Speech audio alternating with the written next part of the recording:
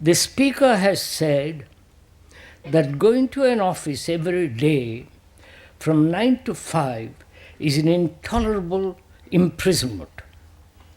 But in any society, of all kinds of jobs have to be done. Is case teaching, therefore, only for the few?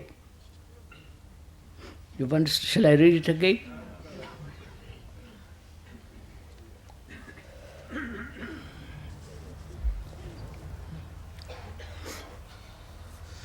The speaker has said that human society is so constructed throughout the world that most people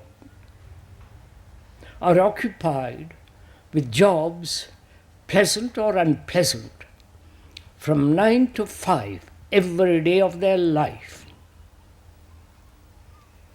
And he said also that it's an intolerable imprisonment. I don't know how you feel about it. Probably you like being in prison. Probably you liked your jobs from 9 o'clock to 5 o'clock, rushing back and all the rest of it. What shall we do?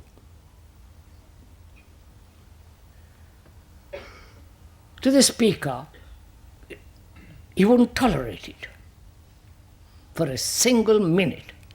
For the speaker, I'd rather do something which would be pleasant, helpful, and necessary to earn enough money and so on. But most of us accept this prison, this routine. Right? You understand? We accept it. So what shall we do?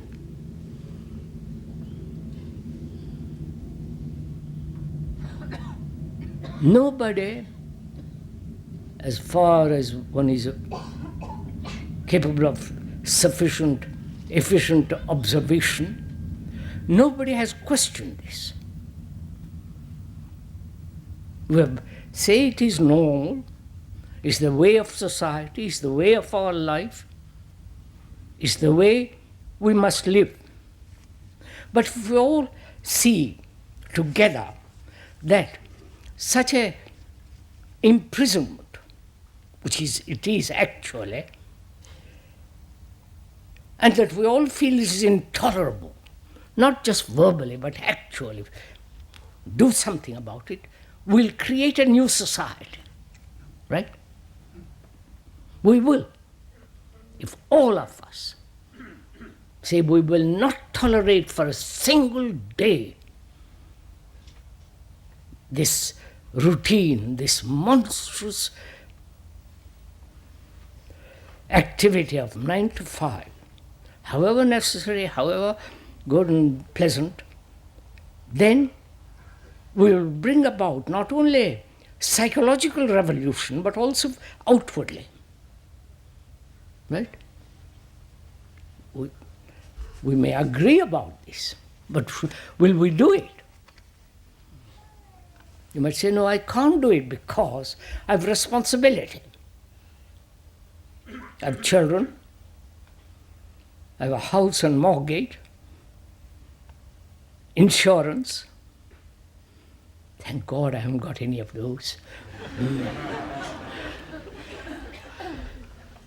And so you might say, well, it's easy for you to talk about all this.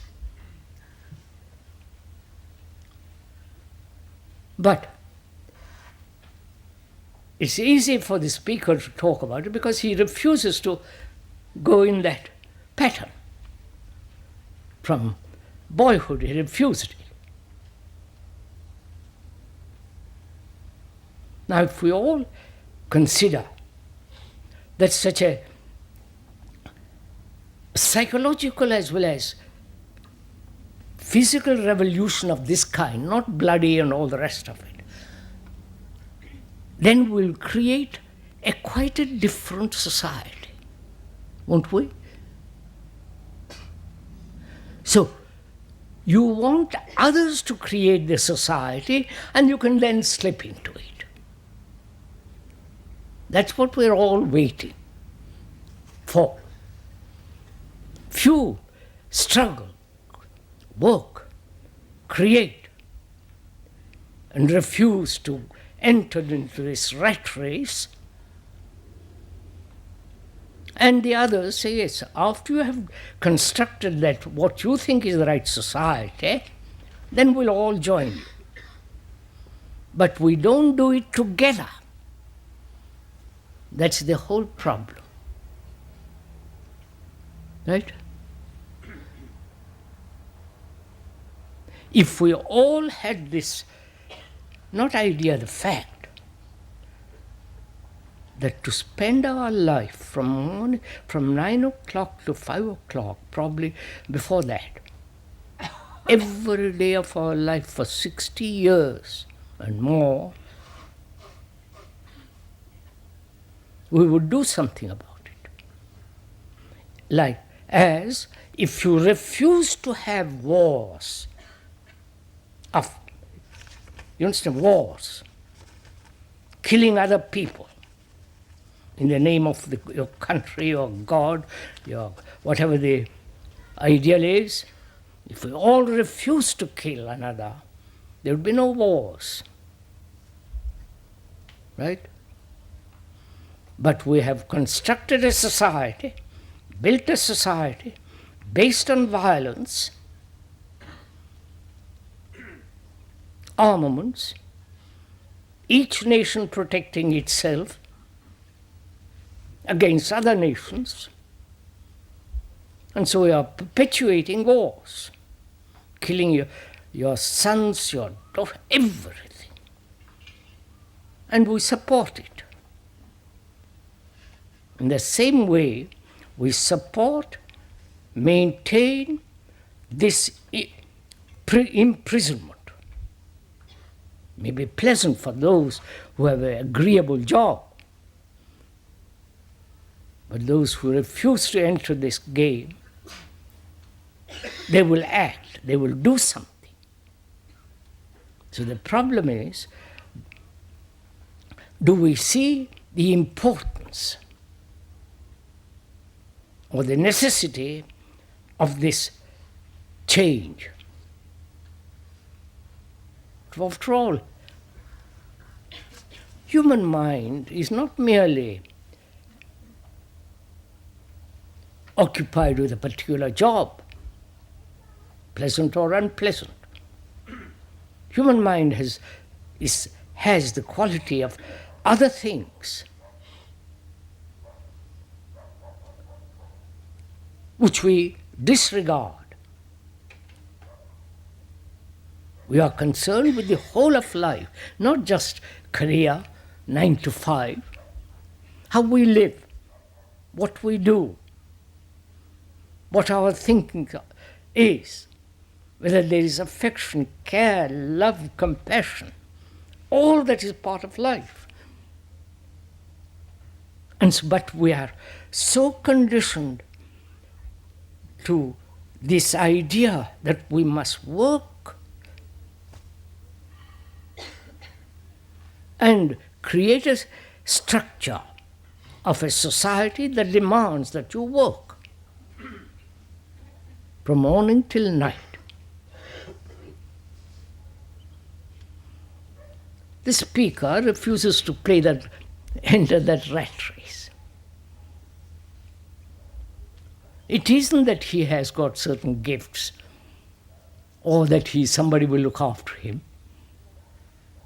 But he refuses to enter that. I wouldn't go for a single day from 9 to 5 for anybody, for anything. I might die, but I wouldn't do that. In the same way, I wouldn't kill another human being, whatever the circumstances. I know all what you're going to say about if your sister is attacked, you know, all that game.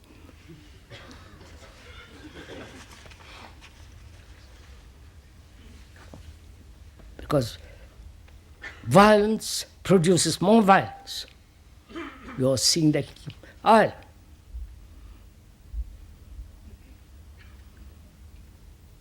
But we are also timid.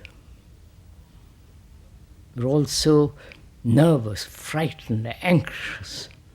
We want the security which we think we have, which we haven't got. So will you go into this and find out if you can free yourself from that rat race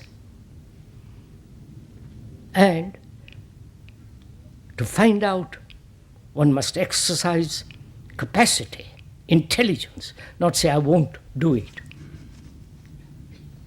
You don't do it because you are intelligent, not because you are told or you have read in some book or some philosopher. I think it's very clear. And also, the question asks, is case teachings therefore only for the few? This is one of the questions that is asked over and over and over again.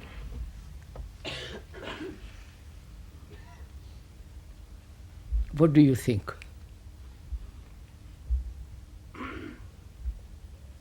If it is for the few, it's not worth it. It means just go slowly. The speaker says it's for everyone. But everyone